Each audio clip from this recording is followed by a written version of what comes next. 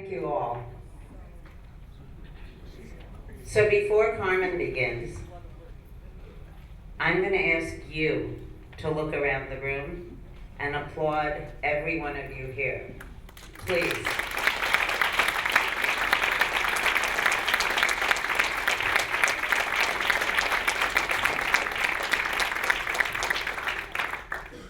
We are an organization that is part of a movement. We are all the movement, every one of you here. Thank you for being here. Thank you for getting up at 9 in the morning. Woo! Or at 8, so you could be here at 9. If we run a little bit over, there's time built in for the first session, so don't panic about getting to your workshop. Your presenter is locked in here. We're going to shut the doors and lock them in just a moment.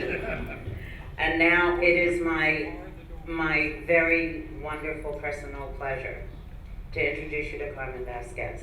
Carmen is a past Vicky Sexual Freedom Award recipient, which I think is like the Marines. Once you are forever. Carmen is an inspiring, personal hero of mine. Carmen has been working for sexual freedom as a fundamental human right for, I would say, all of her adult life. That would be true. I'm going to let Carmen speak for herself because no one can speak like Carmen. Please welcome Carmen Vázquez.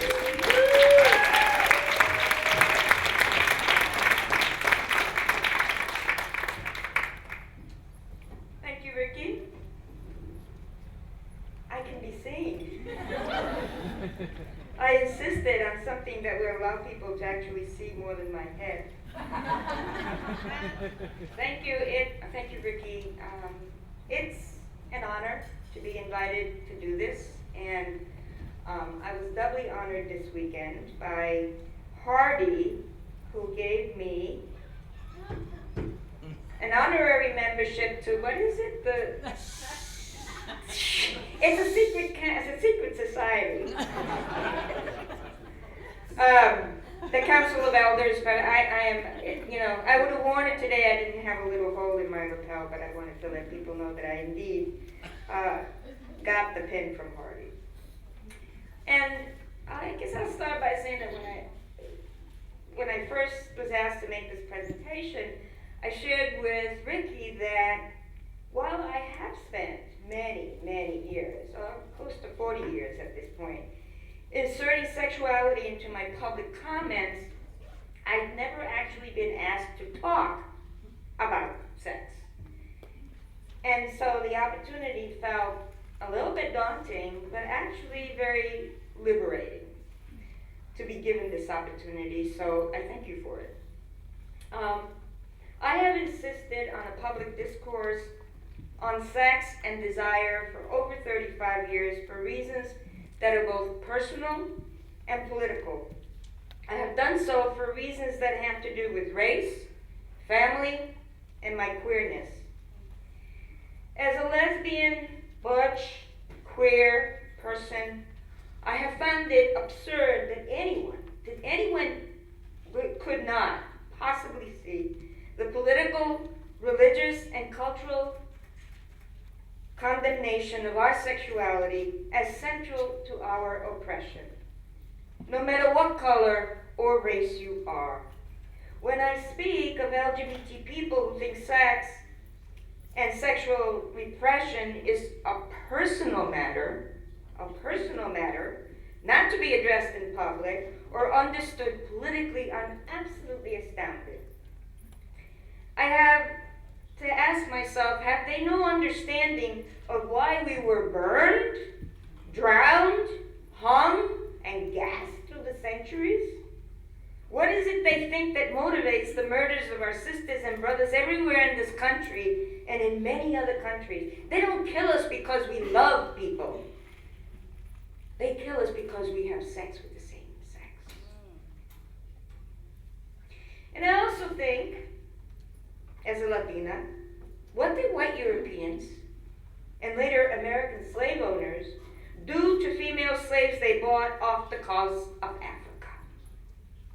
What was the most ubiquitous rationale for lynching black men in this country? Have we no memory left of the rape of Native women on every continent of the New World? Are we unaware of the ongoing myth of the black male rapist and the objectification of Latinas, Latinos, Asian people? Sex as a tool for power and control has been with us since at least when Columbus got lost and hit the shores of Hispaniola. The Europeans brought it with them along with their guns and their germs. It is not possible to struggle for liberation without understanding the centrality of state-imposed sexual oppression and repression that has been buttressed by religious and cultural stigma for centuries. As Bertolt Brecht said, if you can control the people sexually, you can control them absolutely.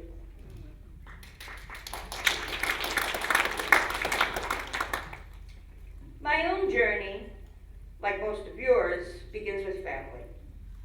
Family is where the heart starts beating, where it heals, and where it is first broken. Mother brings you home, her bundle of joy. Mother strokes you and sings to you, kisses the scrape on your knee, makes you rice soup. It's a Puerto Rican thing.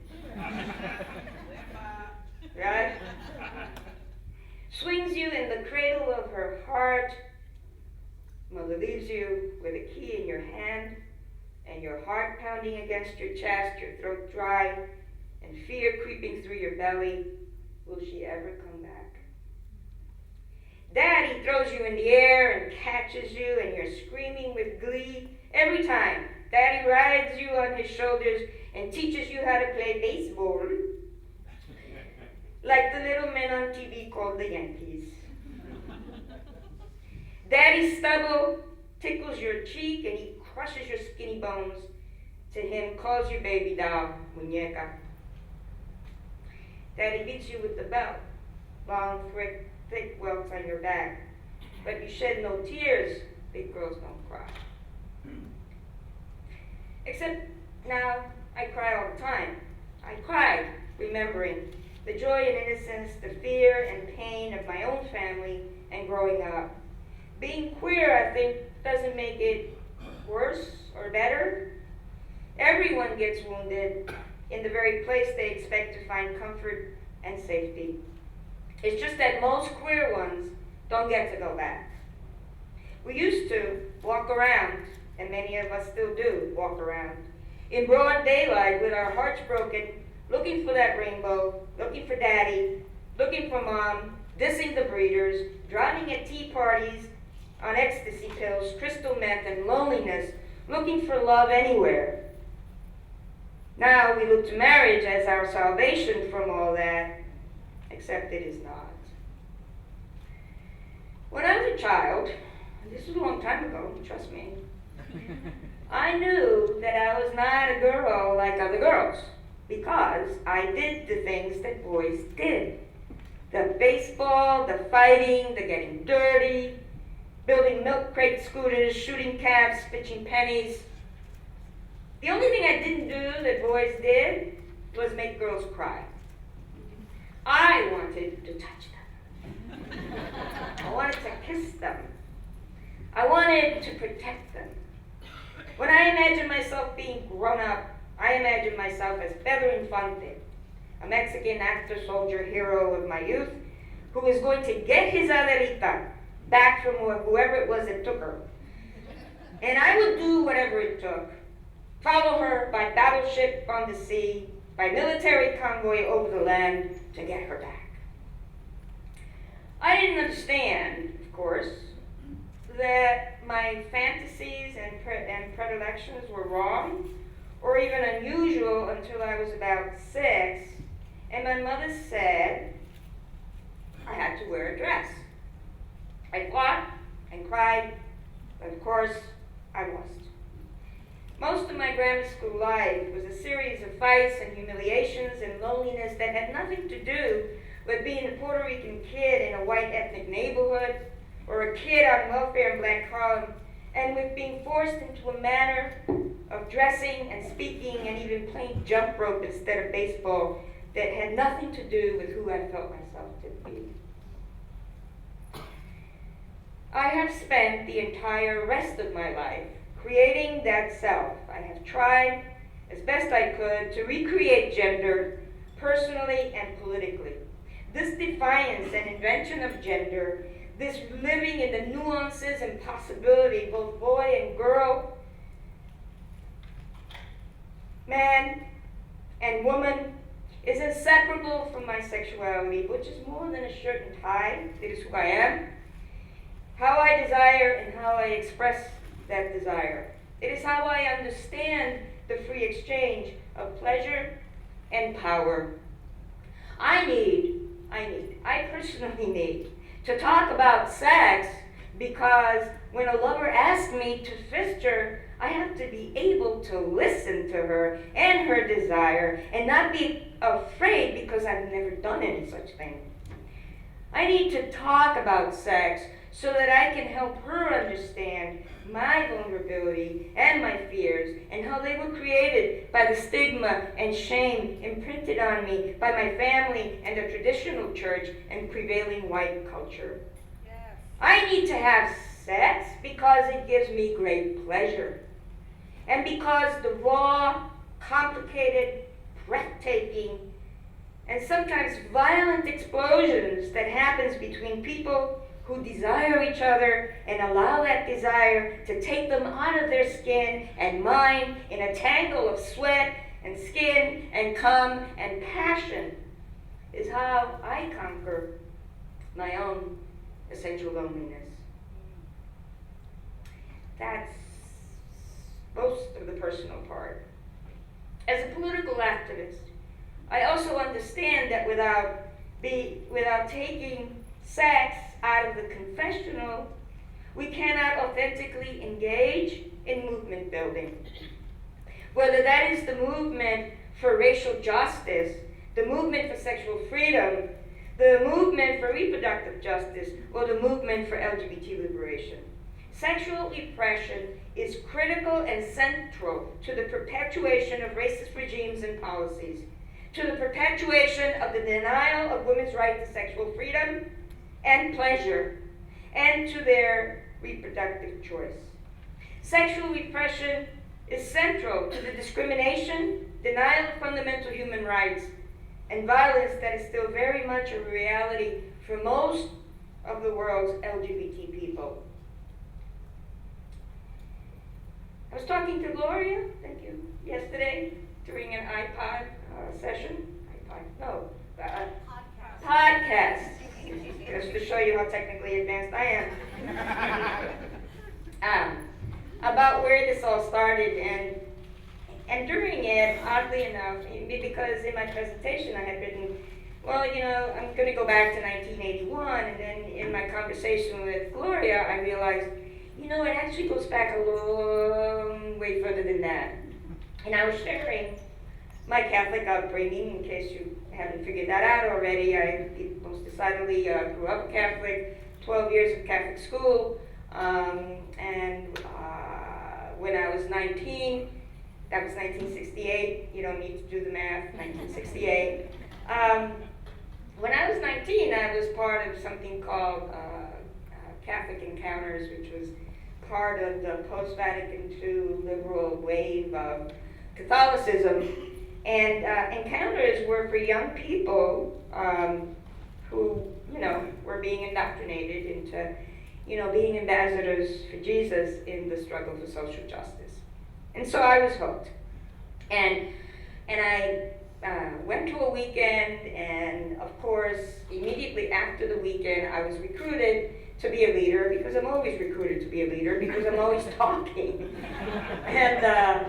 And so I was a leader of this thing, and I would, do weekends and make presentations that were always well received, and I'd lead groups of young women in discussions of their lives and their sins and their redemption and all that stuff. And throughout the 2 years that I was doing this, I was also having, the kind of passionate, out of your mind kind of sex that can only come with first love with another woman. And I, at some point, had to come to terms with the fact that, part of what I most admired and took out from Catholicism was the commitment to authenticity and truth. And I was lying. And so, at the last of those weekends that I participated, I made a presentation called Know Thyself, where I talked about knowing myself. And I let it be known to the people in attendance that I couldn't do this anymore because I was a lesbian. And that's really when this all started. So we'll skip the college years and the drinking and the sex and the drugs and all that kind of stuff and go straight to 1991. In San Francisco, where I had been since 1975. I grew up in New York. And I was at a conference called the Third World People of Color, Gay and Lesbian Conference. We hadn't made up our mind about third world or people of color. Gay still came before lesbian, and bisexual and transgender were not integral to our identity. In 1981. I was on a panel with a Latino man and a black man, both of whom spoke eloquently and passionately about racism within the gay movement and beyond it, about violence, about their right and the challenge they experienced in living as out, open gay men of color. They had my full support. I was cheering them. And then they both made assertions to the effect that their sexuality really had nothing to do with who they were. Yes, they did. And I was outraged. I challenged them to explain how they can assert that sex has nothing to do with them or me. That I know full well, anytime one of them fucked a man in the ass or I fucked a woman, we were in danger not only of the political war being waged by Reagan at the time and the moral majority against us, but of death itself through violence. I asked how they could not understand that every woman's right to sexual pleasure and abortion was as central to that right-wing agenda as was homosexuality. They said abortion was not a gay issue. And a lot of people still say that. So, speaking to the intersections of race, class, sexuality, and reproductive justice became central to my public message forever after. It continued in New York City. I was the director of public policy for the LGBT Community Center for 9 years. And I was asked to do a presentation on harm reduction. So I went, and it was held at New York City Riverside Church, and I was thrilled, former Catholic, that I'd be speaking from a pulpit. And just a tad nervous about my decision to address sexuality. And at that event, I asked, do I get to bring my sex with me?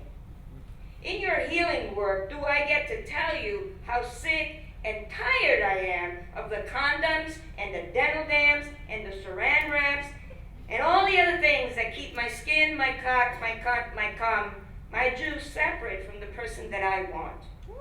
Do I get to tell you that I'm out of control here? Do I get to tell you that I want my lover and somebody else's lover and somebody in a bathhouse? Do I get to tell you that I want pain and power in my sex? Do I get to tell you that my sex is very vanilla and I like it like that?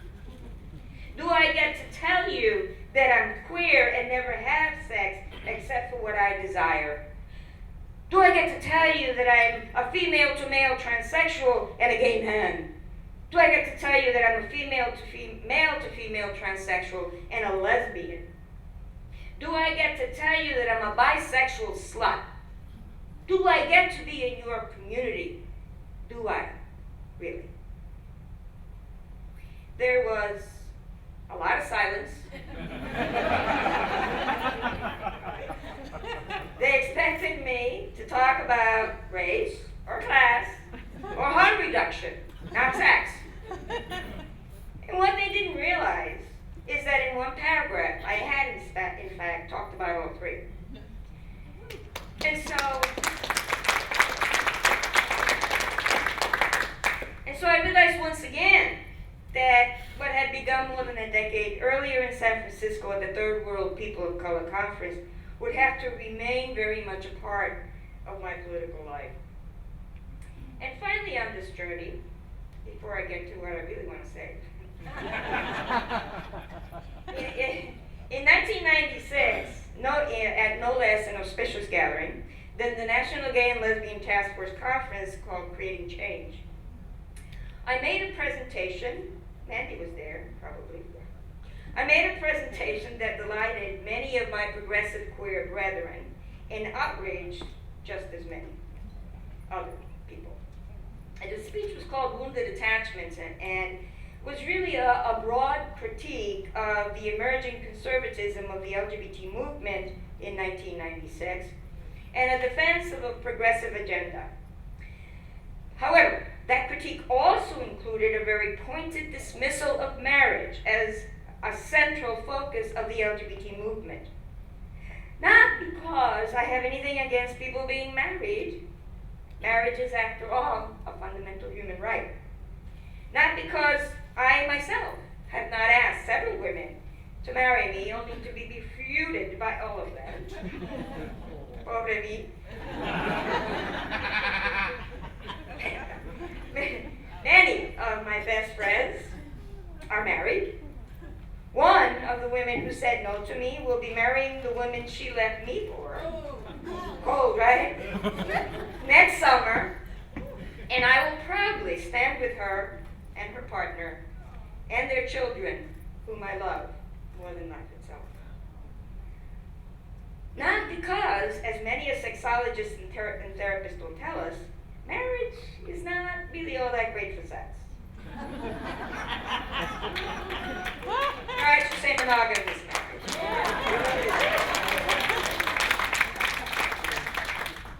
No.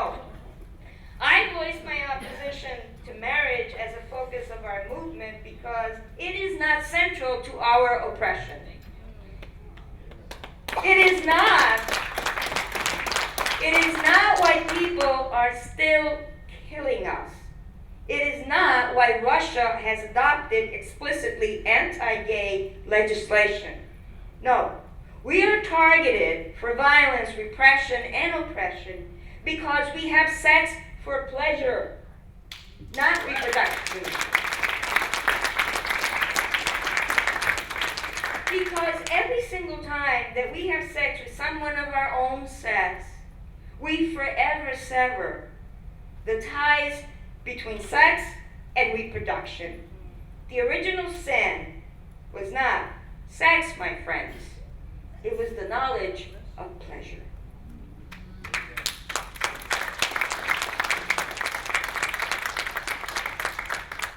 Michel Foucault used to be a philosophy major, so like the guy, asserted that the tradition of confession was combined with scientific discourse to create our modern concept of sexuality.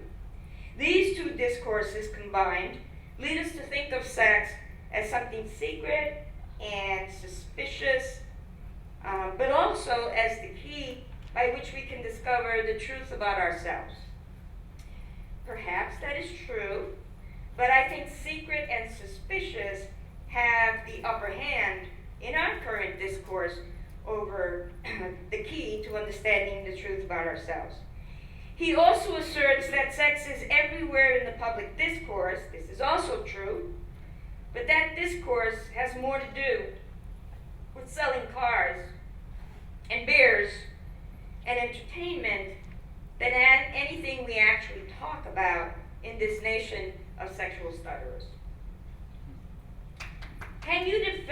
abortion rights and talk about sex?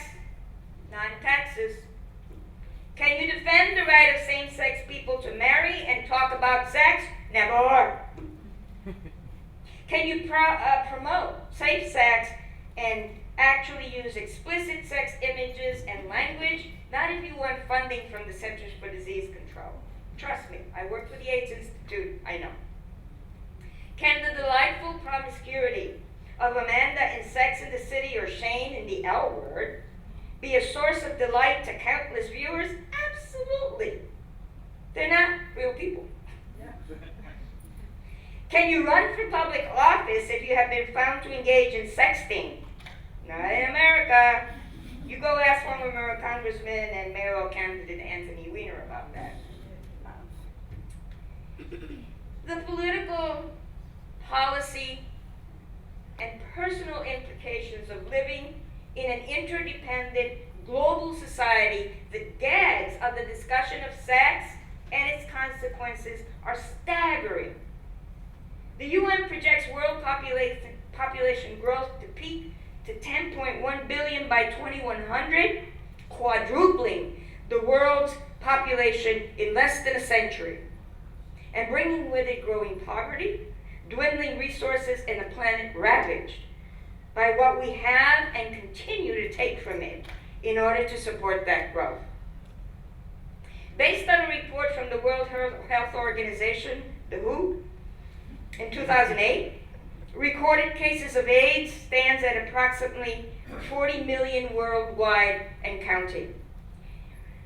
Data that comes from countries with reliable tracking systems, and that's not all countries, report sexually transmitted diseases at 21.6 million. At 500 million. And 21.6 million unsafe abortions that were undoubtedly the result of unwanted pregnancies. The report attributes the growth in unsafe abortions to be, quote, mainly due to the growing population of women of reproductive age, quote unquote. Not poverty or lack of access to safer sex information or contraception, no. It's because there are more young women of reproductive age getting knocked up. That is policy language from the world's leading health organization. Now, I am not naive enough to think that a simple change in our willingness to talk about the pleasure and consequences of sex will slow down world population growth, cure AIDS and other sexually transmitted diseases, and eliminate unsafe abortions. But I do believe that keeping sex in the confessional will make policy change incremental and ineffective. Women have unwanted pregnancies and unsafe abortions because they have been raped or they have unprotected sex or no access to contraceptives. People of all ages, races, genders, and nationalities get HIV primarily through unprotected sex. Sexually transmitted diseases aren't something you catch on a urinal, people. Policymakers, government officials, scientists, and activists engaged in the day-to-day struggle to make sex safe for millions of people need to be explicit and unrelenting in their pursuit of sexual health education and contraception as a human right and obligation, not something that anyone can opt out of because a parent or a minister is still stuck in the 19th century.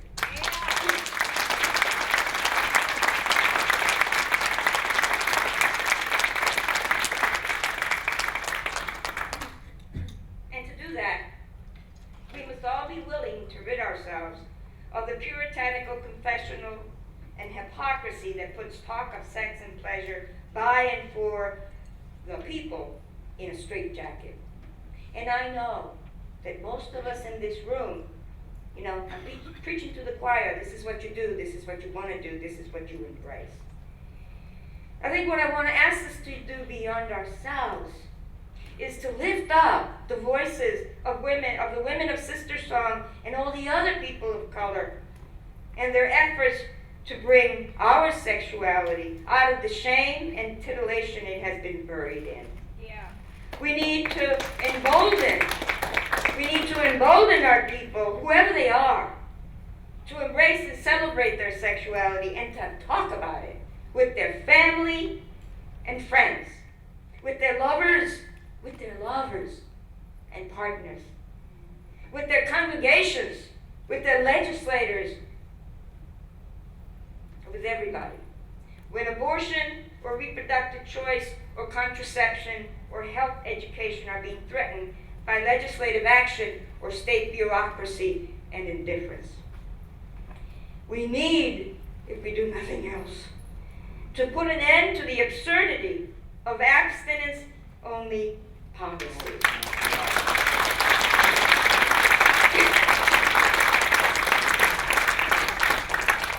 We're getting a little bit better about that in the United States, but those policies are literally killing people all over the world. They run contrary to human nature and represent the worst of confessional, fear-ridden approaches to both population control and disease prevention. It is human suicide. We need to stop it. On a much broader level, on a movement building level, if we are serious about creating a broader audience on sexual freedom, the dialogues in which we must engage our sisters and brothers of color in, the dialogue we must engage the political community and organized labor, educators at every level, unorganized civil service workers, college students, people in welfare lines, damn it, taxi drivers, is about the truth of who we are, the whole truth, the sex part and the race part and the class part and the gender part. The dialogue about racism in America has to be about more than whether or not we will use offensive language, but about how together, white and of color, we will end the subjugation by political and economic force of white people over people of color. And so too must the dialogue between ourselves in America and the global community when we talk about sexual freedom, when we talk about sex for pleasure, has to be about how we will choose to be subject and object in our sexual lives, how we will be free. In our hurry to win legal and legislative battles on the sexual freedom front, we must not forsake the spirit in us that keeps longing for a freedom and desire that laws alone can never give us. The language and image, the strategies and tactics, the song and spirit of our movement should have much more in common with the people still working to end racism and economic injustice in our country than with those espousing the notion that 30 years of affirmative action have somehow given African Americans and other people in this country equal opportunity. It should, because, like ours, those are struggles for dignity and hope, for the right to choose where we live and whom we love, for the right to choose work commensurate with our capacities, not our color or our gender or our sexual orientation or our bank account. There is daily reference. I am wrapping up. I am. There is daily reference to terrorists in our news every day. As a lesbian, a woman, and a person of color, I am fully aware of actions intended to terrorize me by instilling fear. I know from the fabric of my own life what it feels like to be afraid of walking down any given street and fear for my safety. I know what it feels like to disguise my appearance so those who would do me harm will not recognize me. I know what hiding feels like. I know the numbing waves of rage that flow through me when people murder gay boys and transgender people whose only sin is a desire to love and the hope of living and working in the light of day without fear. I know that terrorists are not just people desperate and hate-filled people living in caves thousands of miles away. They're right here at home. They wear hoods and crosses and burn lawns. They wield baseball bats or knives and murder people whose gender and sexual orientation frightens or disgusts them. They bomb churches and synagogues and mosques. They bomb clinics and stalk abortion providers and shoot them in the back. None of that will keep me or you from our commitment to sexual freedom. But we have to do that work with an unrelenting push to lift the veil of shame and secrecy over sexuality from the public domain. We have to do it by talking to administrators of public health, educators, legislators, judges, and doctors about the need we all have to engage in this very fundamental human need and universal right as a celebration of our spirit and not something that need ever go back to the confessional. Ever.